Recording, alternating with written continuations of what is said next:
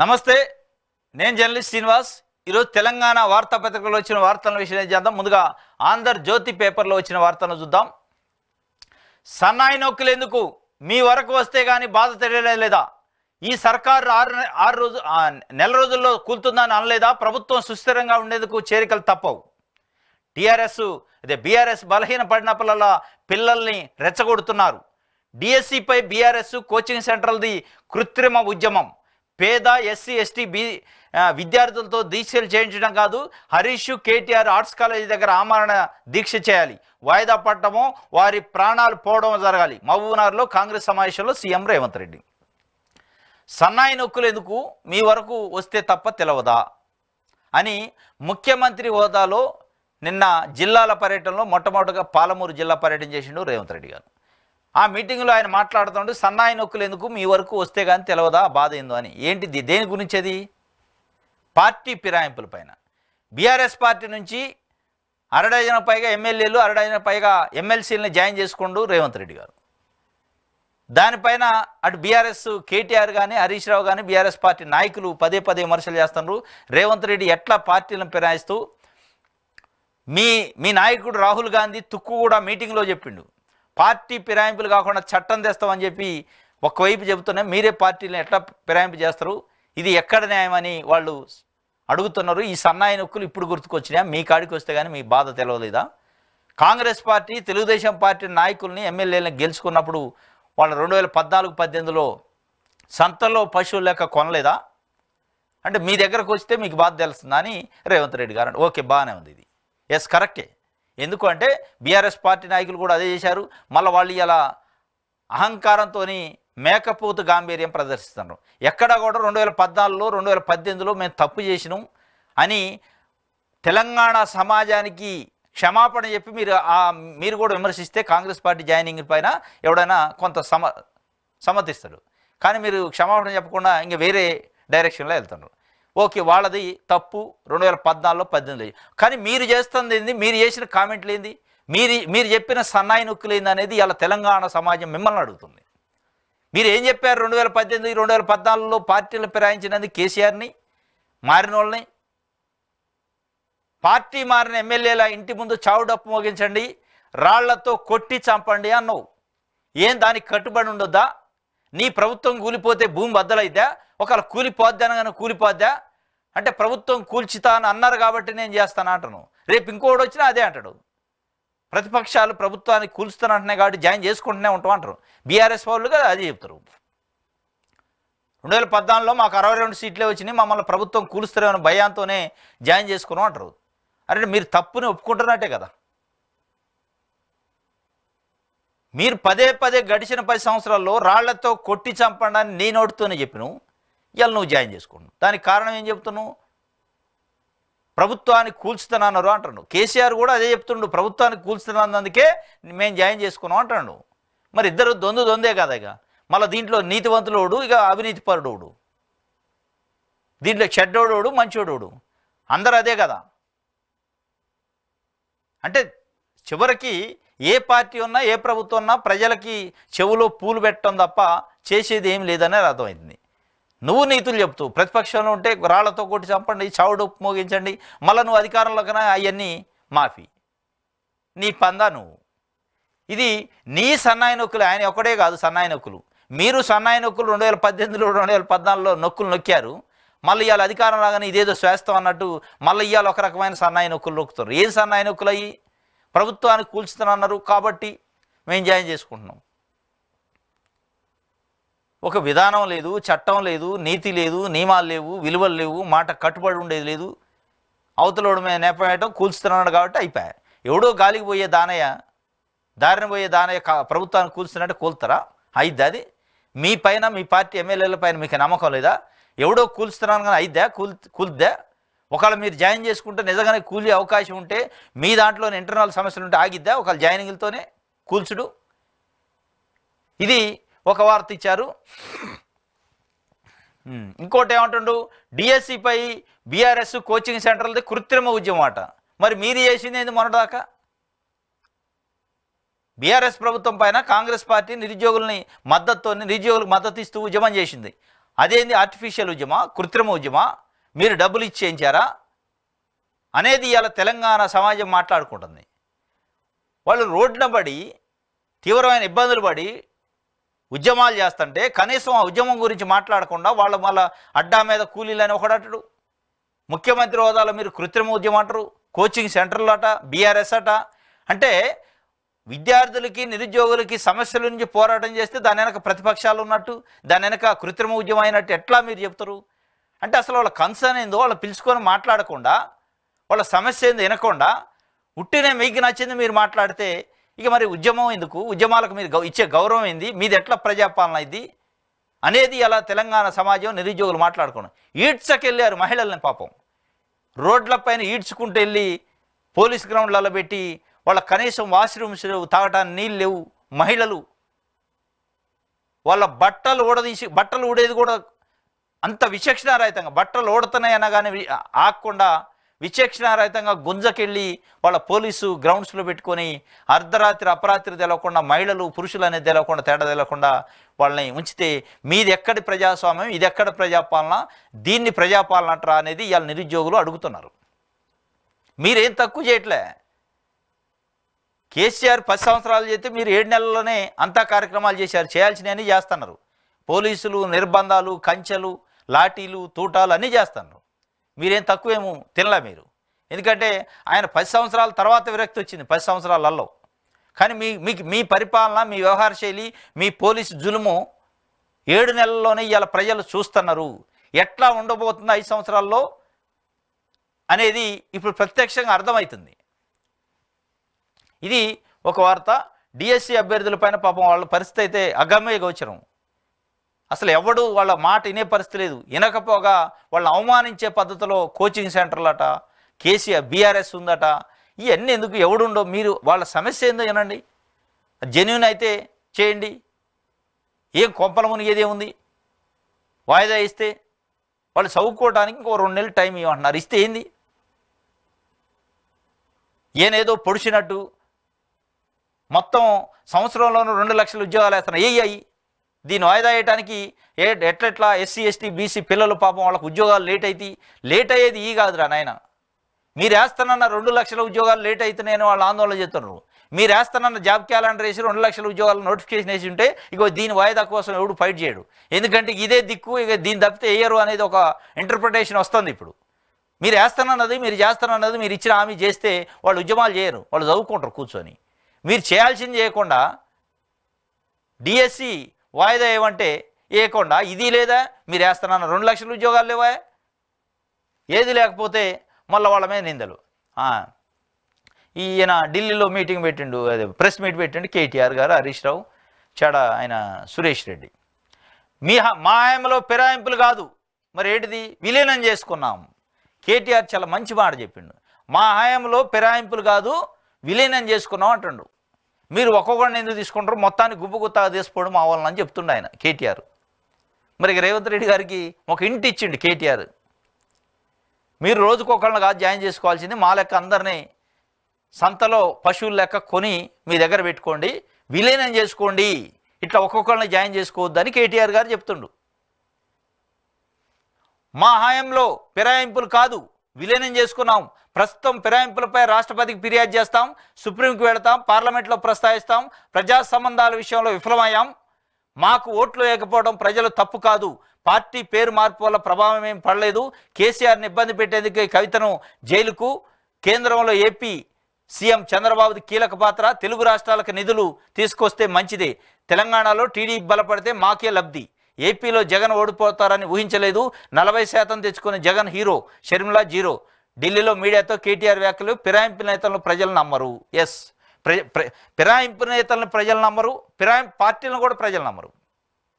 మీరు ఫిరాయింపుల పార్టీ మీది. 2014లో 18లో మీరు చేసిన ఫిరాయింపులు, మీరు చేసిన కథలు మామూలుగా. ఇవాళ మీరు ఢిల్లీలో ఆడబోయి ప్రెస్ మీట్ పెట్టి కూని రాగాలు తీస్తారు. ఏంది? ప్రజాస్వామ్యం బతకాలట, పార్లమెంట్లో ప్రస్తావిస్తారట, సుప్రీంకోర్టుకి వెళ్తారట. మీరు అధికారంలో ఉన్నప్పుడు సుప్రీంకోర్టు లెక్కలేదు, పార్లమెంటు లెక్కలేదు, చట్టం లెక్కలేదు, రాజ్యాంగం లెక్కలేదు. ఇవాళ గుర్తొచ్చే అది అంటే మీ దాకా వస్తే కానీ బాధ తెలవట్లేదు. ఏది రేవంత్ రెడ్డి అన్నట్టు మీరు చేసిన అరాచకాలు మామూలా చేసి ఇవాళ సుప్రీంకోర్టుకి వెళ్తాం, పార్లమెంటుకి ప్రస్తావిస్తాం, ఈ ఎందెందో చెప్తుండు. మేం ఫిరాయింపులు చేయలేదు, ఏం చేశారు మరి? తెలుగుదేశం పార్టీ గుర్తుపైన గెలిచిన తలసాని శ్రీనివాస్ యాదవ్కి రాజ్భవన్ దేశపై ప్రమాణ స్వీకారం చేసి మంత్రి పదవి ఇస్తే దాన్ని ఫిరాయింపు అనకపోతే ఏమంటారు మరి? ఫిరాయింపు కాకపోతే ఏమంటారు? ఇది విలీనం అంట. అంటే కాంగ్రెస్ పార్టీ వాళ్ళు కూడా ఇప్పుడు ఏం చెప్తుంటారు, మా పార్టీ వాళ్ళని మొత్తం ఒక 26 మందిని విలీనం చేసుకో, మా ఎల్పీ బీఆర్ఎస్ ఎల్పీని విలీనం చేసుకోండి, ఉట్టిగా ఒకళ్ళని ఎందుకు జాయిన్ చేసుకుంటున్నాం అని ఆయన సూచన చేసిండు రేవంత్ రెడ్డి గారికి. ఇక ఆ సూచనని ఆయన పాటిస్తాడు. ఇది సిగ్గు ఉండాలా, విలీనం కాదని. ఇది కాదు మీరు చేయాల్సింది. మీరు చేయాల్సింది ఏంది? తెలంగాణ సమాజం మొత్తానికి బహిరంగంగా క్షమాపణ చెప్పాలా. మేము 2014లో 2018లో చాలా పెద్ద తప్పు చేసినాం, పార్టీలను ఫిరాయింపులు చేసి ప్రోత్సహించినాం, విలీనాలు చేసుకున్నాం. విలీనాలు చేసుకోవడానికి గుంపులుగా సంతలో పశువులు కొన్నట్టు కొన్నాం. ఇది పెద్ద తప్పు అని 2 చెంపలు వేసుకొని క్షమాపణ చెప్పి అప్పుడు మాట్లాడాలి. మీరు ఇది విలీనం కాదు, ఇది పార్టీ ఫిరాయింపు కాదు, మేమేం చేయలేదు, మేము శుద్ధపోసలం అని మాటలు చెప్తే సిగ్గు శరం లేదా అని తెలంగాణ సమాజం అడిగింది ఇలా మిమ్మల్ని. మీరు మళ్ళీ ఢిల్లీలో పోయి మీటింగ్ పెట్టారు మీ ఘనకార్యాలు చెప్పడానికి, ఇక్కడెక్కడ చాలనట్టు. ఇది ఒక వార్త. ఇంకోటి ఏం చెప్తుండు, తెలంగాణలో టీడీపీ బలపడితే మాకే లబ్ధి. మొన్నదాకా ఏం చెప్పినవు? తెలుగుదేశం పార్టీ ఆంధ్ర పార్టీ, తెలుగుదేశం పార్టీకి ఎక్కడేం పని, తెలుగుదేశం పార్టీ అధ్యక్షుడిని అరెస్ట్ చేస్తే ఇక్కడేం ధర్నాలు, వాళ్ళ రాష్ట్రంలో చేసుకోవాలి, ఇక్కడేం పని, ఇవన్నీ ఎడ్డెగా తెడ్డెగా అడ్డం దిడ్డంగా మాట్లాడినావు కదా. ఇవాళ తెలుగుదేశం పార్టీ అభివృద్ధి చెందితే, తెలుగుదేశం పార్టీ పికప్ అయితే మాకి, అంటే నీ లబ్ధి కోసం ఏ పార్టీ వచ్చినా పర్లేదు. అంటే మీ రాజకీయ లబ్ధి కోసం తెలుగుదేశం వచ్చినా పర్లేదు, ఇంకో పార్టీ వచ్చినా పర్లేదు, వైఎస్ఆర్సీపీ పార్టీ వచ్చినా పర్లేదు. తెలంగాణని వ్యతిరేకించిన పార్టీలు మీరన్నదే, మళ్ళీ ఎవరు అనలే. వ్యతిరేకి చంద్రబాబు నాయుడు తెలంగాణ ఏర్పాటును అడ్డుకున్నాడు. తెలంగాణ ఏర్పాటును అడ్డుకోవడం వల్ల 1200 మంది విద్యార్థులు చనిపోయారు. ఆ పార్టీలు తెలంగాణలో ఏం పని అని మీరు అధికారంలో ఉన్నప్పుడు బుకాయించారు. మొన్న చంద్రబాబు నాయుడు గారు అరెస్ట్ అయితే జైలుకు పోతే ఇక్కడ కొంతమంది సంఘీభావం తెలిపితే ఆ సంఘీభావం తెలిపిన దాన్ని కూడా వక్రీకరించిండు, వెటకారంగా మాట్లాడిండు. ఆంధ్రప్రదేశ్లో నాయకుడు అరెస్ట్ అయితే ఆంధ్రప్రదేశ్ రాజకీయాలు మాకేం పని, హైదరాబాద్లో మమ్మల్ని ఎందుకు డిస్టర్బ్ చేస్తున్నారు, ఇక్కడ ఎందుకు ధర్నాలు, ఏడేం పని అన్నాడు. ఆంధ్రప్రదేశ్లో ఇష్యూ జరిగితే ఇక్కడ ధర్నా చేయడానికే అర్హత లేని పార్టీ ఇక్కడ డెవలప్ అయితే తెలుగుదేశం పార్టీ అభివృద్ధి చెందితే మాకే లబ్ధి అంటున్నాం. అంటే మీ లబ్ధి కోసం, మీ రాజకీయాల కోసం, మీరు గెలవటం కోసం ఏ పార్టీతో గెలవటానికైనా, ఏ పార్టీని పికప్ చేయడానికైనా, ఏ పార్టీని పతనం చేయడానికైనా సిద్ధము అనేది దీన్ని బట్టి అర్థమవుతుంది. ఇది ఒక వార్త. 7 నెలలైన హామీల అమలేది, రాష్ట్ర ప్రజలను మోసగించిన కాంగ్రెస్. సోనియా రాహుల్ సమక్షంలో ప్రకటించిన 6 గ్యారెంటీలు ఏమయ్యాయి? రేవంత్ బెల్ట్ షాపులను రేవంత్ బెల్ట్ షాపులను మూయలేదేం? కాంగ్రెస్ నేతలు ప్రజలను దోచుకుంటున్నారు, హామీలు అమలు చేసే వరకు వదిలిపెట్టం. బీజేపీ మహిళా మోర్చా ధర్నాలో కిషన్ రెడ్డి చెప్పిండు. 7 నెలల హామీలు ఏమైనాయి? మీరు గెలిస్తే 3 నెలల 100 రోజుల్లోనే 6 గ్యారెంటీలు అమలు చేస్తున్నాను. 7 నెలలు గడిచి 100 రోజులు దేవుడు ఎరుగు, 7 నెలలు గడిచిపోయింది. ఆ హామీల సంగతి ఏమైంది? బెల్ట్ షాపులు మూసేస్తున్నాను, అది ఏమైంది? ఇవన్నీ ఉట్టి మాటలు చెప్పినవు అని మహిళా మోర్చా సమావేశంలో కిషన్ రెడ్డి, కేంద్ర మంత్రి, బీజేపీ రాష్ట్ర అధ్యక్షుడు మాట్లాడిండు. 10,000 కోట్లు సిద్ధమట, రుణమాఫీకి నిధులు సమకూర్చుకుంటున్న సర్కారు. ప్రతి నెల మార్కెట్ రుణాల నుంచి కొంత నిల్వ, వ్యయాల పోను రాబడుల నుంచి ఆదా, ఇతర మార్గాల్లో నిధుల సేకరణ చర్యలు. 3 దశల్లో రుణమాఫీ పథకం అమలు. 1,00,000, 1,50,000, 2 లక్షలు రుణాలు మాఫీ. ఆగస్టు 15 లోపు ప్రక్రియ పూర్తికి చర్యలు. 3 దశలకు వచ్చింది, మొదటి దాకా 2 అన్నారు. 10,000 కోట్లు సిద్ధంగా ఉన్నాయట, ఇంకా 20,000 కోట్లు కావాలి. 3 దశలు అంటున్నారు. ఆగస్టు 15 ఇంకెంతో లేదు, దాదాపు తిప్పి కొడితే 40 రోజులు ఉంది. 40 రోజుల్లో 40 రోజులు కూడా లేదు, 35 రోజులు ఉంది. 35 రోజుల్లో మరి మీరు అన్న కార్యక్రమం కావాలా? 3 దశలు అంటున్నారు. ఒక్కొక్క దశకు 10 రోజులు వేసుకున్నా మరి 3 దశల్లో కంప్లీట్ అయిద్దా? మళ్ళీ ఇది కూడా జెండా పీకే కార్యక్రమం. దీనికి కూడా ఏదో ఒక కుంటి సాగు చెప్తారా అనేది తెలవని పరిస్థితి. మొత్తానికైతే రైతు రుణమాఫీ గురించి అయితే రాష్ట్రంలో ఉన్న రైతాంగం అంతా ఎదురు చూస్తుంది. చూడాలి ఏం చేస్తారనేది.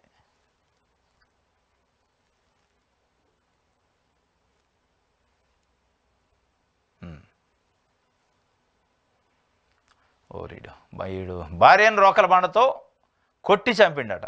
భార్యను రోకల బండతో కొట్టి చంపిన భర్త ఆత్మహత్య, ఇద్దరు చచ్చారు పాపం. ఆర్థిక ఇబ్బందులు, కుటుంబ కలహాలతో అనాథలైన 3 పిల్లలు వరంగల్ జిల్లా కేంద్రంలో విషాదం. ఇది అప్పులైనయట పాపం. వాడు భార్యని మరి అదేం పైచాచికానందం రోకల బండతో కొట్టి చంపిండట. అప్పులైతే భూమి మీద బతకలేరా ఇందు మరి? అప్పులైతే ఏమైతుంది? పిల్లలను అనాథాలు చేసి వాడు పైచాచికంగా రోకల బండతో కొట్టి చంపి ఈడు చచ్చిండట. ఇగో ఇది మరి అది సైకోతనమా, మందు దాగి చేస్తారా, డ్రగ్స్ తీసుకొని చేస్తారా, అవగాహన లేకనా, లేదా వేరే ఇష్యూస్ ఏమన్నాయో తెలియదు కానీ మొత్తానికైతే చంపిండు, చచ్చిండు. చచ్చి పిల్లల్ని అయితే రోడ్డు పాలు చేసిండు. ఎక్కడ ఇది? రాత్రి అంతా మామయ్య ఇంట్లో ఉన్న 3 పిల్లలు ఉదయం ఇంటికి వచ్చి లోపల తల్లిని రక్తం మడుగులో ఓ చోట, తండ్రి మరో చోట విగతజీవులుగా చూసి షాక్కు గురయ్యారు.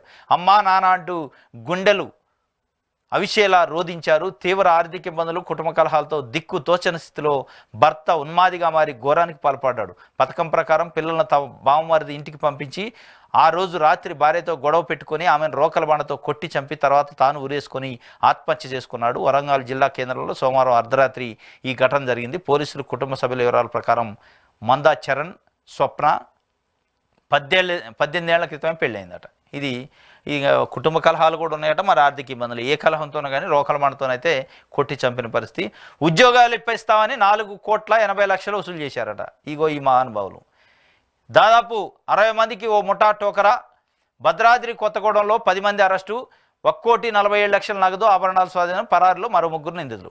సింగరేణి సంస్థలో జూనియర్ అసిస్టెంటు, క్లర్కు, డిపెండెంట్ ఉద్యోగాలతో పాటు గ్రూప్ 2 పోస్టులు ఇప్పిస్తామని, వివిధ ప్రభుత్వ శాఖల్లో పనిచేస్తున్న ఉద్యోగులను బదిలీ చేయిస్తామని మాయమాటలు చెప్పి సుమారు 60 మంది నుంచి 4,80,00,000 రూపాయలు వసూలు చేసిన ఘరానా ముఠాను భద్రాద్రి కొత్తగూడెం జిల్లా పోలీసులు పట్టుకున్నారు.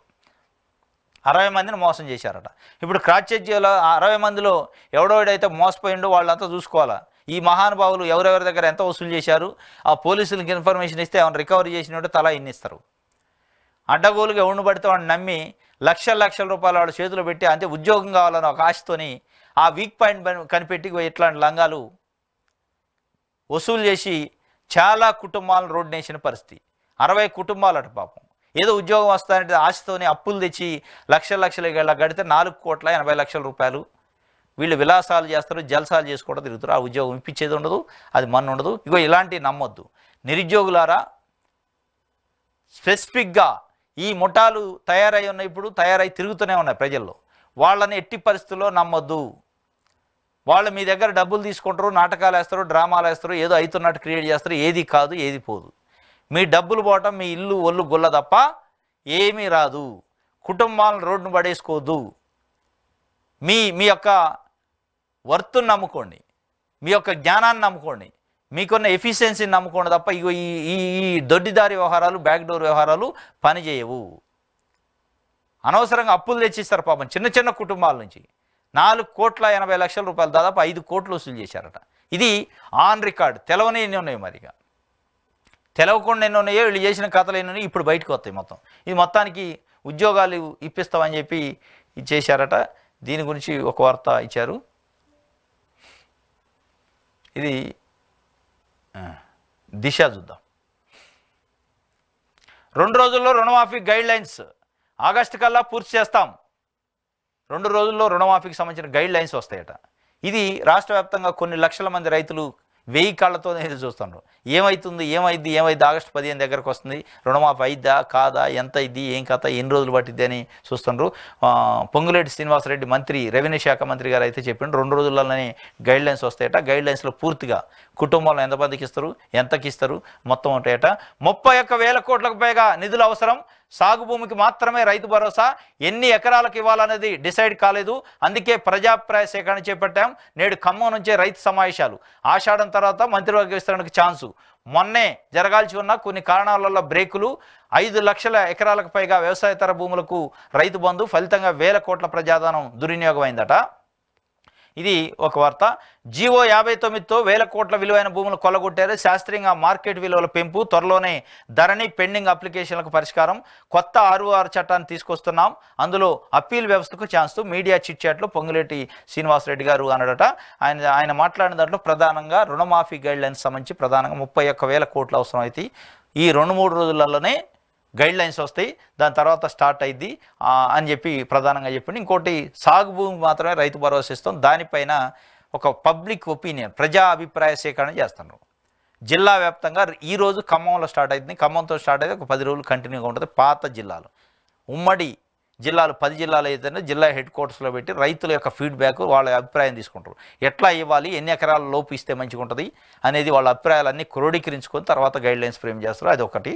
ఇది గైడ్లైన్స్ అయితే వస్తాయంటే, ఇంకోటి రంకెలేస్తే ఊరుకోం, ప్రజలు కాంగ్రెస్ పార్టీకి 64 సీట్లు ఇచ్చారు, ప్రజా ప్రభుత్వాన్ని ఏర్పాటు చేశాం. ప్రమాణ స్వీకారం చేయకముందు నుంచే ఈ ప్రభుత్వం ఉండదంటూ కామెంట్ చేస్తే సహించాలా? బీజేపీతో బ్యాక్ ఎండ్లో సపోర్ట్ తీసుకొని మమ్మల్ని దించే యోచన చేశారు. ఈ ప్రభుత్వం కూలుతుందంటే ఎందుకు ఊరుకోవాలి? ఇలాంటి రంకెలేస్తే ఊరుకునేది లేదు. ఆ రంకెలను కంట్రోల్ చేసే వరకు ముందడుగు వేస్తూనే ఉంటాం. తాతకు పెట్టిన బొచ్చ తలాపునే ఉంటుంది. ఎస్, ఇది కరెక్టు. తాతకు పెట్టిన బొచ్చ కేసీఆర్కి తలాపునే ఉంది, తలాపునే ఉంటుంది. గతంలో ప్రజలు బీఆర్ఎస్కి 88 సీట్లు ఇచ్చారు, వాటితో సరిపెట్టుకోకుండా కాంగ్రెస్ పార్టీపై ఫోకస్ పెట్టారు. 19 నుంచి 6కే పరిమితం చేసిన విషయాన్ని ఎలా మర్చిపోతాం? కేసీఆర్ ప్రతిపక్ష హోదాలో అసెంబ్లీకి రావాలని వ్యక్తిగతంగా కోరుకుంటున్నా. ఎక్కడితో ఆగుతుందో నేను చెప్పలేను. మేము గేట్లు తెరిస్తే ఎవరు మిగలరు. మాది జాతీయ పార్టీ, ఎవరైనా ఎక్కడి నుంచైనా గేటు తీసుకొని వచ్చే వెసులుబాటు ఉంది. ఎవరిని చేర్చుకోవాలో ఎవరిని వద్దనాలో అధిష్టానం నిర్ణయిస్తుంది. మాది జాతీయ పార్టీ, గేట్లు మా ఒక్క దగ్గరే ఉండవు. ఏ గేట్ నుంచి అయినా రావచ్చు. ఢిల్లీ గేటా, హైదరాబాద్ గేటా, లేకపోతే రేవంత్ రెడ్డి గారి గేటా, ఇంకో గేటా, అది ఏ గేట్ అయినా కావచ్చు. గేట్లు చాలా ఉంటాయి జాతీయ పార్టీ. కాబట్టి ఏ గేట్ నుంచి అయినా వస్తారు. మేము చేర్చుకున్నా చేర్చుకుపోయినా మీ రంకెలు తగ్గే వరకు, మీ అహంకారమైన మాటలు తగ్గే వరకు, మీ డైలాగులు తగ్గే వరకు ఇది ముందడుగు పడుతూనే ఉంటుంది ఈ యాగవ్ అని చాలా స్పష్టంగా రెవెన్యూ శాఖ మంత్రి పొంగులేటి శ్రీనివాసరెడ్డి గారు చెప్పిండు. కేసీఆర్, కేటీఆర్ అహంకారపూరితంగా మాట్లాడిన రోజులు ఇవి ఉంటాయి. మీరు 2018లో 88 స్థానాలు గెలిచారు. ఆయన అవసరం లేదు, మిమ్మల్ని పడగొట్టేటోడు లేడు. అయినా కానీ 19 స్థానాలు గెలిచిన కాంగ్రెస్ పార్టీని 6 స్థానాలకు పరిమితం చేశారు. ఆ రోజు మీకు కనపడలేదా ఈ నీతి? తాతక పెట్టింది తలాపునే ఉంటుంది, తాతక పెట్టిన బొచ్చ తలాపునే ఉంటుంది. అది ఎక్కడికి పోదు, అది అంతే ఉంది, అదే కంటిన్యూ అవుతుందని చెప్తుండు పొంగులేటి శ్రీనివాసరెడ్డి గారు. ఇది మొత్తానికి ఒక వార్త.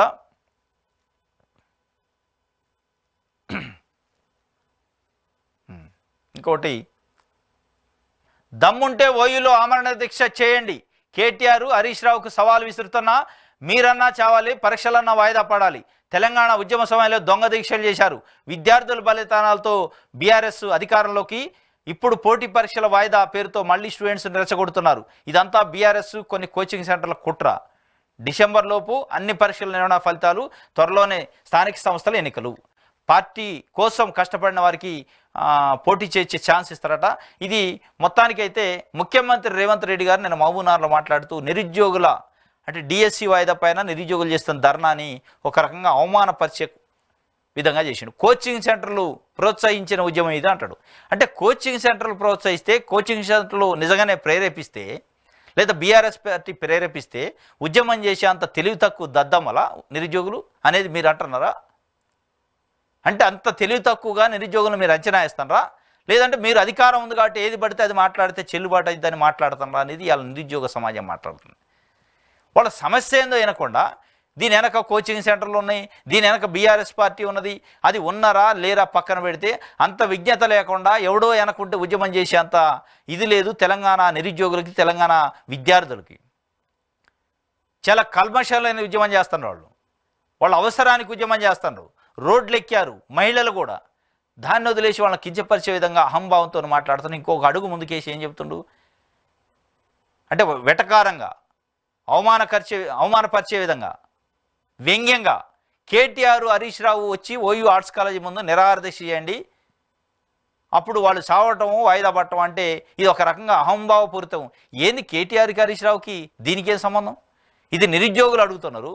నిరుద్యోగులు అడిగినప్పుడు నిరుద్యోగులు చేయాలి. కానీ మీరు ఎవరిని మీ పొలిటికల్ కక్షలు, మీ పొలిటికల్ సవాళ్ళు దీంట్లో ఎందుకు జోడిస్తున్నారు?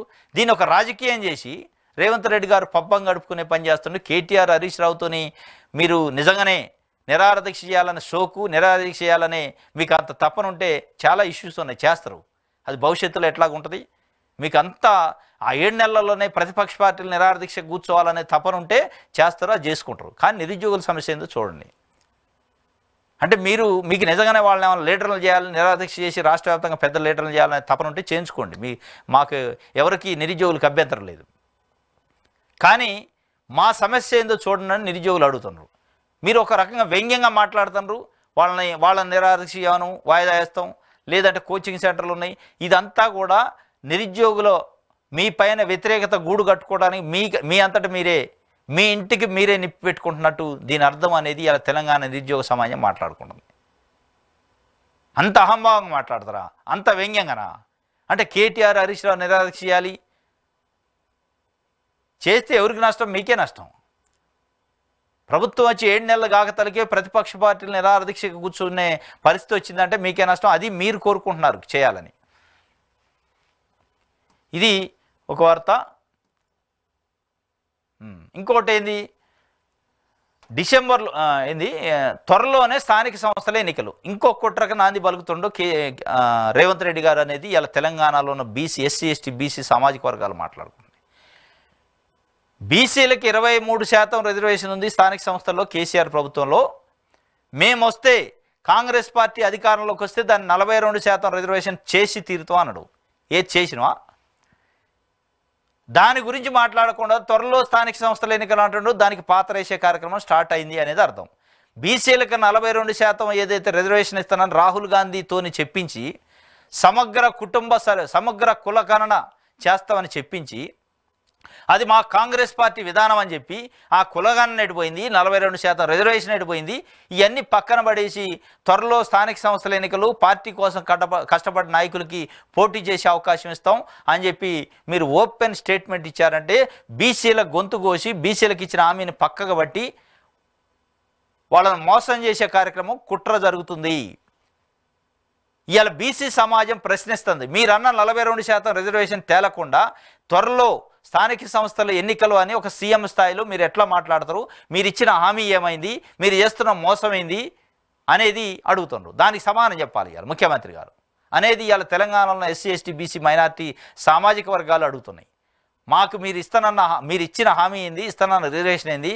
అది తేలకుండా మీరు ఇలా పబ్బం గడుపుకునే కార్యక్రమం స్థానిక సంస్థలకు పోతున్నారంటే అంటే మీరు ఓట్ల కోసం మోసపూరితమైన మాటలు చెప్పారు. అది అయ్యేది కాదు. అది చేసే చిత్తశుద్ధి కానీ ఉద్దేశం లేదు. మీకు బీసీల పైన చిన్న చూపు ఉంది. బీసీలకి ఎందుకు రిజర్వేషన్ అని మీకు కుట్ర ఉంది. మీ మనసులో ఉన్నది ఇలా బయట పెడుతున్నారు అనేది ఇలా బీసీ సమాజం అడుగుతుంది మిమ్మల్ని. మేమేం తప్పు చేశాం? ప్రజలను తప్పు పట్టడం కాదు. సంచులతో దొరికిన వాడు సీఎం అయ్యాడు. జగన్ ఓటమి ఆశ్చర్యం కలిగించింది కేటీఆర్. మేమేం తప్పు చేసినాం అంటాడు కేటీఆర్ ఢిల్లీలో మీటింగ్ పెట్టి. ఏం తప్పు చేసినావో తెలంగాణ గ్రామాల్లోకి పోయి అడుగు, జనాలను తెలుస్తుంది. ఒక తప్ప చెప్పడానికి? ఏం తప్పు చేసినావు అంటే ఒక తప్పు అయితే చెప్పొచ్చు. కొన్ని వేల తప్పులు చేశారు మీరు. అసలు మీ అధికారం నెత్తికెక్కి కింద నడుస్తున్నా మీద నడుస్తున్నా తెలియకుండా అడ్డగోలుగా తెలంగాణను దోచిపెట్టారు. అడ్డగోలుగా తెలంగాణలో ప్రతిపక్షాలని, ప్రజా సంఘాల గొంతు నొక్కి అసలు ధర్నాలు, ఉద్యమాలు అవసరం లేదు. ఏకంగా ఆర్టీసీలో ఉన్న కార్మిక సంఘాలను కూడా బ్యాన్ చేసిండు మీ నాన్న కేసీఆర్. అవసరమైనందు కార్మిక సంఘాలు అన్నాడు, అవసరమైనది ధర్నా చౌక అన్నాడు. అసలు ప్రతిపక్షాలు అవసరమేముంది? ప్రతిపక్షాలలో గెలిచిన ఎమ్మెల్యేలు మొత్తం తీసుకొని ప్రతిపక్షాలు అవసరం లేదన్నాడు. రాజ్యాంగం అవసరం లేదన్నాడు. రాజ్యాంగాన్ని రద్దు చేయాలన్నాడు. మీరు చేసింది ఒక తప్పు అయితే చెబుతారు ఎవడన్నా. మీరు ఎవరినైతే తిట్టారు, ఎవరైతే తెలంగాణకి అడ్డం పొడుగునడు, ఎర్రబెల్లులు, నల్లబెల్లులు, తెల్లబెల్లులు, తలసాన్లు వీళ్ళందరినీ జాయిన్ చేసుకొని వాళ్ళని చుట్టూ పెట్టుకొని అసలైన తెలంగాణ ఉద్యమకారుల ఆత్మగౌరవాన్ని దెబ్బకొట్టలే మీరు? ఎక్కడ మల్లారెడ్డి, ఎక్కడ పువ్వాడ అజయ్ కుమారు, ఎక్కడ తలసాని శ్రీనివాస్ యాదవ్, ఎక్కడ ఎర్రబెల్లి దయాకర్ రావు? వీళ్ళకి తెలంగాణ ఉద్యమానికి సంబంధం ఏంది? తెలంగాణలో ఏ రోజైనా ఒక దెబ్బ తిన్నరా? ఒక మాట పడ్డరా? ఒక కేసు అయిందా? 100 కేసులై వారాలకు వారాలు, 10 రోజులు జైళ్ళల్లో మగ్గిన తెలంగాణ నికార్సైన ఉద్యమకారులేమి ఇవాళ రోడ్ల మీద తిరుగుతున్నారు. మీ వల్ల, మీ ప్రభుత్వం వల్ల, 10 సంవత్సరాలు మీరు వెలగబెట్టిన దానివల్ల, మీరు చేసిన తప్పుల వల్ల తెలంగాణ ఉద్యమానికి సంబంధం లేకుండా తెలంగాణ ఉద్యమకారులను ఈపు బయలుటట్టు కొట్టిన వ్యక్తులను తీసుకొచ్చి మీ చుట్టూ పెట్టుకున్నారు. తెలంగాణ ఉద్యమకారులను బెదిరించి అవహేళన చేసి అవమానపరిచిన వ్యక్తులను తీసుకొచ్చి మీ చుట్టూ పెట్టుకున్నారు. అది కాదా తప్పు? ఎక్కడైనా మీ కన్ను మీద కనపడదా 10 ఏళ్లలో తెలంగాణ ఉద్యమకారులు ఏంది, తెలంగాణ ఉద్యమం ఏంది అని చెప్పి? ఇదే మీరు మల్లారెడ్డి లాంటి వాళ్ళని, తలసాని లాంటి వాళ్ళని, ఎర్రబెల్లి లాంటి వాళ్ళని జాయిన్ చేసుకొని చుట్టూ పెట్టుకుంటే తెలంగాణ ఉద్యమం చేసి తెలంగాణ వస్తే ఏదో ఒరిగిద్దని ఉద్యమం చేసిన కుటుంబాలను త్యాగం చేసి జీవితాలను త్యాగం చేసిన ఉద్యమకారులు పోయి అదే మల్లారెడ్డి ముందు, తలసాని ముందు, ఎర్రబెల్లి ముందు చేతులు కట్టుకొని నిలబడితే, సార్ నేను తెలంగాణ ఉద్యమకారుణ్ణి, తెలంగాణ కోసం ఉద్యమం చేసిన జైలుకు పోయినామంటే వెటకారంగా అరే ఉద్యమం ఎక్కడదరా నాయన, అది అయిపోయాది గడిచిన కథ, ఉద్యమం అంటే పనులు కావు అని అవహేళన చేశారు. వాళ్ళు కళ్ళల్లో నీళ్లు కుక్కుంటూ బయటకు వచ్చిన పరిస్థితి ఉద్యమకారులు చాలామంది. వాళ్ళ ఉసురు ఇవాళ మీకు తగులుతుంది. మీరు చేసిన తప్పులు ఒకటే అనేది ఇలా తెలంగాణ సమాజం మాట్లాడు. మళ్ళీ నువ్వు ఢిల్లీలో కూర్చొని నేనేం తప్పు చేసినాం, మేమేం తప్పు చేసినాం అంటే తప్పులను లెక్క పెట్టడానికి కూడా లెక్క దొరకట్లే. ఆ లెక్క దొరకాలంటే మీరు తెలంగాణ సమాజానికి క్షమాపణ చెప్పి మేము తప్పులు చేసినాం అని క్షమాపణ చెప్పి ఆ తప్పులు ఏందో సరి చేసుకుంటామని తెలంగాణ సమాజం దగ్గరకు పోండి. అప్పుడు తెలుస్తుంది ఏం తప్పులు చేసినాం అనేది. ఇది ఒక వార్త.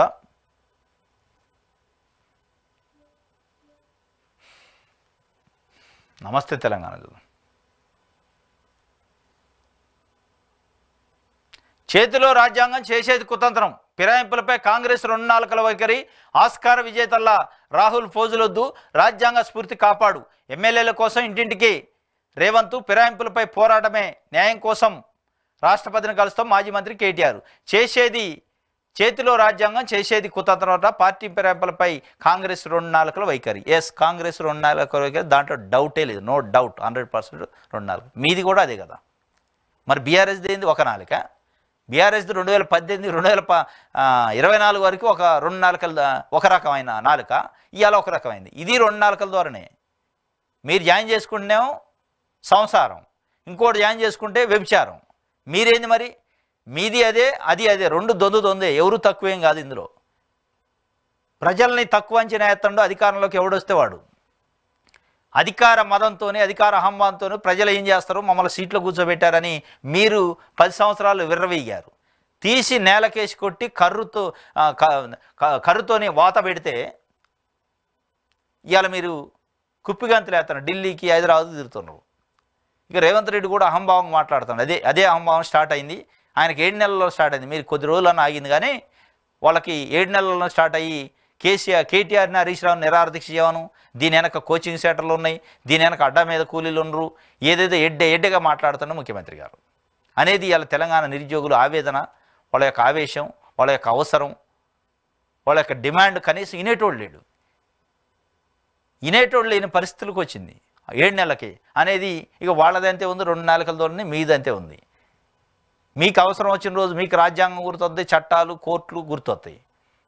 మీరు అధికారంలో ఉన్నప్పుడు కోర్టులు లెక్కలేదు, చట్టాలు లేవు, కార్మిక చట్టాలు లేవు, కార్మికులు లేవు, సంఘాలు లేవు, ప్రతిపక్షాలు లేవు, ప్రజా సంఘాలు లేవు, ఎవడు అవసరం లేదు. నేనే రాజు, నేనే మంత్రి. ఇవాళ వచ్చి 2 నాలుగు తాడో పేడో తేల్చుకుంటాం, అర్ధరాత్రి ఉద్యోగ యాత్ర, కోచింగ్ సెంటర్ల కుట్ర ఇది అని చెప్పి ఆయన చెప్తున్నాడు. పరీక్షల వాయిదా పడితే ఒక్కో ఇన్స్టిట్యూట్కి 100 కోట్ల ఆదాయం వద్దట. ఎవడైనా మెడకాయ మీద తలకాయ ఉన్నాడు ఈ వాయిదాకి కోచింగ్ ఇన్స్టిట్యూట్కి సంబంధం ఏంది? నిజంగానే ఒకవేళ కోచింగ్ ఇన్స్టిట్యూట్లు ఉన్నాయి అనుకుంటే ఒక్కొక్క కోచింగ్ ఇన్స్టిట్యూట్కి 100 కోట్లు వస్తాయా? ఉట్టి వాయిదా పడితే 100 కోట్లు కోచింగ్ ఇన్స్టిట్యూట్కి వస్తే మరి అసలు ఏమి లెక్క, ఏం కోచింగ్లు, ఎంత ఫీజులు ఉంటాయి? ఏమన్నా కొద్దిగా అర్థం పర్థం ఉండాలిగా. ఏది పడితే అది మాట్లాడి మొత్తానికి మేము అన్నదే నిజం, మేము అన్నదానికే కట్టుబడి ఉంటాం అనే వితండవాదం తప్ప వాళ్ళ సమస్య ఏంది, వాళ్ళ బాధ ఏంది వినే ప్రయత్నం చేయట్లేదు. దాన్ని డైవర్షన్ చేస్తున్నారు తప్ప వినే ప్రయత్నం చేయట్లేదు. అర్ధరాత్రి ఉద్యోగ యాత్ర, డిఎస్సి వాయిదా వేయాల్సిందని అభ్యర్థులు హెచ్చరిక. 2వ రోజు కొనసాగిన డిఎస్సి అభ్యర్థుల నిరసన, ఓయూలో నిరుద్యోగులను వెంటాడిన పోలీసులు, ఉద్యమ నాటి పరిస్థితులు తలపించిన క్యాంపస్, అర్ధరాత్రి కాలినడకన 10 కిలోమీటర్ల పాదయాత్ర. ఉగ్రవాదులం కాదు నిరుద్యోగులం అంటే ఆగ్రహం. వాస్తవం ఇది. పాపం వాళ్ళైనా ఉగ్రవాదుల, తీవ్రవాదుల, వాళ్ళు సంఘ వ్యతిరేక శక్తుల. మన తెలంగాణ బిడ్డల వాళ్ళకి సమస్య ఉంది, సమస్యను చెప్పుకోవడానికి ప్రభుత్వం దగ్గరకు వస్తే మీరు మళ్ళీ ప్రజాపాలన అంటారు. ఇది ప్రజాపాలన అంటారు. ప్రజలు వచ్చి సమస్య చెప్పుకునే అవకాశం లేకుండా, హక్కు లేకుండా చేస్తున్నారు. కంచెలేస్తారు, పోలీసులను పెడతారు, ఉరికిచ్చి కొట్టేస్తారు, గుంజిచ్చి కొట్టేస్తారు, మహిళలను తీసిపోయి పోలీస్ స్టేషన్లలో వేస్తారు. ఇది ఎట్లా ప్రజాపాలన ఇది? అందుకే వాళ్ళు మేము ఉగ్రవాదులమా, నిరుద్యోగులం మాత్రమే కదా, మా నిరుద్యోగ సమస్య నుండి కనీసం నా సమస్యను పట్టించుకోండి, మీరు పోలీసులు ఉండరని ప్రధానికి పోలీసులను అడ్డం పెట్టి కంచెలేసి కొట్టించి లాఠీచార్జ్ చేస్తే మీకు 6 నెలల్లోనే ఈ పరిస్థితి వస్తే మీరు 5 సంవత్సరాలలో మీ పరిస్థితి ఏంది, మిమ్మల్ని ప్రజలు ఏ విధంగా తిరస్కరిస్తారు అనేది సిద్ధమై ఉండాలి అని చెప్పి నిరుద్యోగులు ఇలా అడుగుతున్నారు. కనీసం ఆయన ఉండాలి కదా, ఎవరో ఒకళ్ళు ముఖ్యమంత్రి కాకపోయినా కనీసం వేరే మంత్రుల్లో ఎవరైనా పిలిపించుకొని డెలిగేషన్ని అసలు ఏంటి మీ సమస్య అని అడిగేటోడు లేడు, అడిగిన నాదులు లేడు. మరి సోకాళ్ళు తెలంగాణ ఉద్యమం పేరుతోని నాయకులు అని చలామణయ్యే కోదండరాం లాంటి వాళ్ళు మిగతా కొంతమంది ఉన్నారు. ఎటుపోయారు వీళ్ళు అనేది ఇవాళ నిరుద్యోగులు అడుగుతున్నారు. మరి అసలు ఇంత నిరంకుశత్వం 7 నెలల్లో వచ్చిందంటే దీని యొక్క ఇంపాక్ట్ 5 సంవత్సరాల్లో ఎట్టా ఉండబోతుంది అనేది మనకి అర్థమవుతుంది.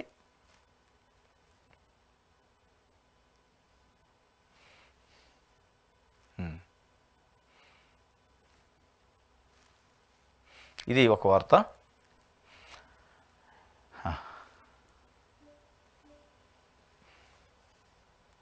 ఆంధ్రప్రభ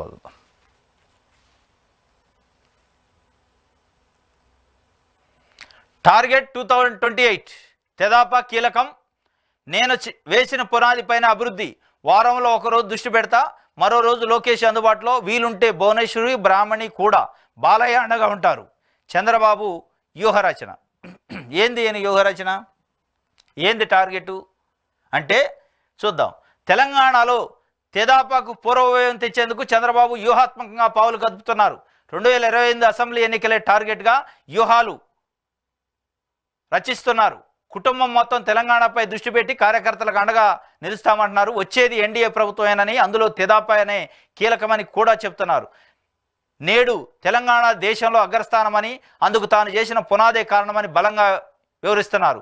మారిపోతున్న రాజకీయ సమీకరణల నేపథ్యంలో చంద్రబాబు ఎన్టీఆర్ భవన్లో చేసిన వ్యాఖ్యలు సంచలనం సృష్టిస్తున్నాయి. మళ్ళీ తెదాపా వైపు పలువురు చూస్తుండడమే ఇందుకు నిదర్శనం. తెలంగాణలో మనమే పవర్ఫుల్, వచ్చేది ఎన్డీఏ సర్కారే అని చెప్పి ఇది తెలుగుదేశం పార్టీ తహతహలాడుతుంది. తెలంగాణలో కూడా రాజకీయ పెత్తనం చేయడానికి మాకు అవకాశం రావాలి, చంద్రబాబు నాయుడు గారు ప్రత్యేకంగా తెలంగాణ పైన ఒక రకమైన ఆయన ముద్ర వేసుకోవాలని, ఆయన పెత్తనం చేయాలని ప్రయత్నం చేస్తున్నారు. దానికి ఇక్కడున్న కాంగ్రెస్ పార్టీ ప్రభుత్వం కొంత సహకరిస్తుందా అనే విధంగా డౌట్ వస్తుంది. అంటే హైదరాబాద్లో మొన్న జూలై 6, 7 తారీఖులలో ఫ్లెక్సీలు, హోర్డింగ్లు, ర్యాలీలు, ఊరేగింపులు చూస్తే అంగరంగ వైభవంగా తెలంగాణ కోసం ఉద్యమం చేసి తెలంగాణ తీసుకొచ్చిన నాయకుడికి చేసినట్టు చేశారు. చేస్తే ఆయన ఒక అడుగు ముందుకేసి తెలంగాణలో 28లో రాబోయేది ఎన్డీఏ ప్రభుత్వమే, ఎన్డీఏ ప్రభుత్వంలో తెలుగుదేశం పార్టీ కీలకంగా ఉంటుంది, తెలుగుదేశం పార్టీ మనమే తెలంగాణలో పెత్తనం చేసేది, మన ప్రభుత్వం వస్తుంది అంటుండు. అంటే తెలుగుదేశం పార్టీ ప్రభుత్వం తెలంగాణలో వస్తే మేలు ఎవరికి జరిగింది? ఆంధ్రప్రదేశ్ జరిద్దా, తెలంగాణ జరిద్దా? ఉత్తగా చంద్రబాబు నాయుడు గారు ఏపీలో ముఖ్యమంత్రి అయితేనే తెలంగాణలో రియల్ ఎస్టేట్ భూమి పడిపోద్ది, ఆడేదో పెద్ద ఉద్దండుడు వచ్చిండు, విజన్ ఉన్న నాయకుడు వచ్చిండు, పెట్టుబడులు తెత్తడు, అక్కడ లేస్తుంది అని ఒక ప్రచారం లేపారు. ఉత్తగా అక్కడ ముఖ్యమంత్రి అయితేనే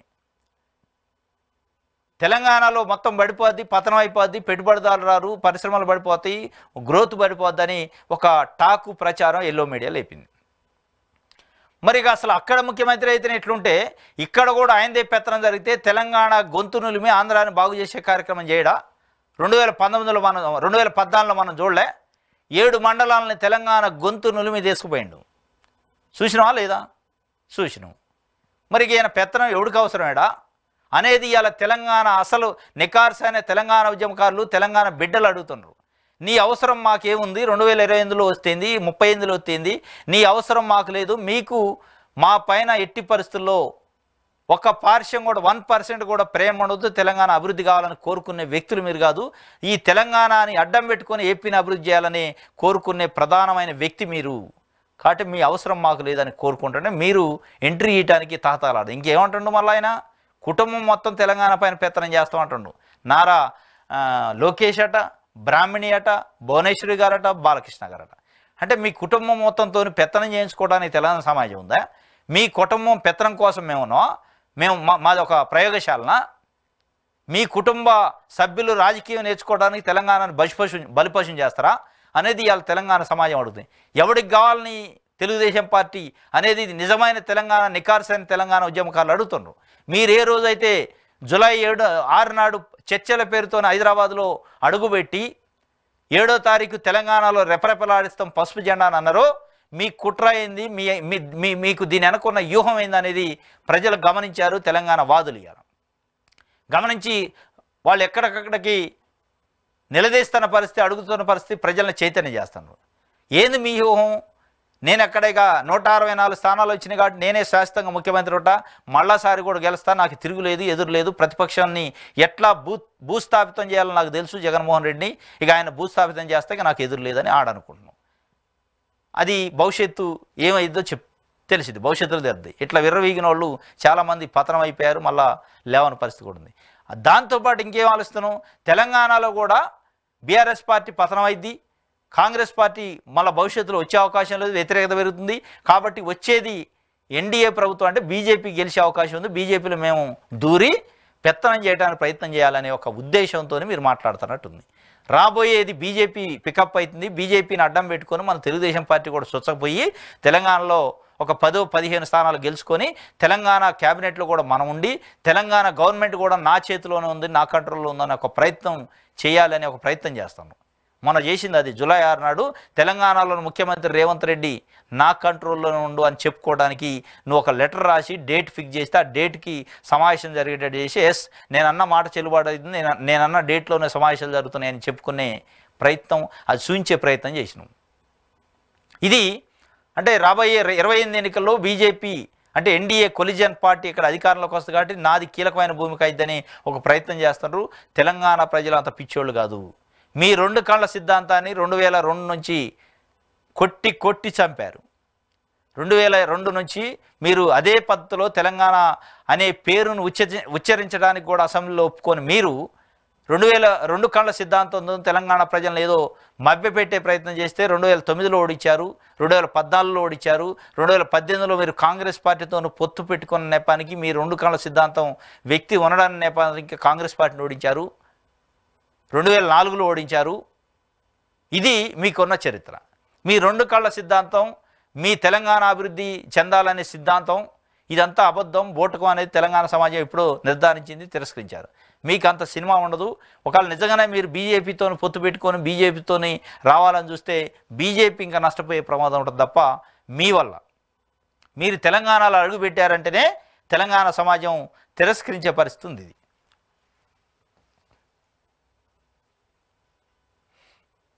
ఇది ఒక వార్త.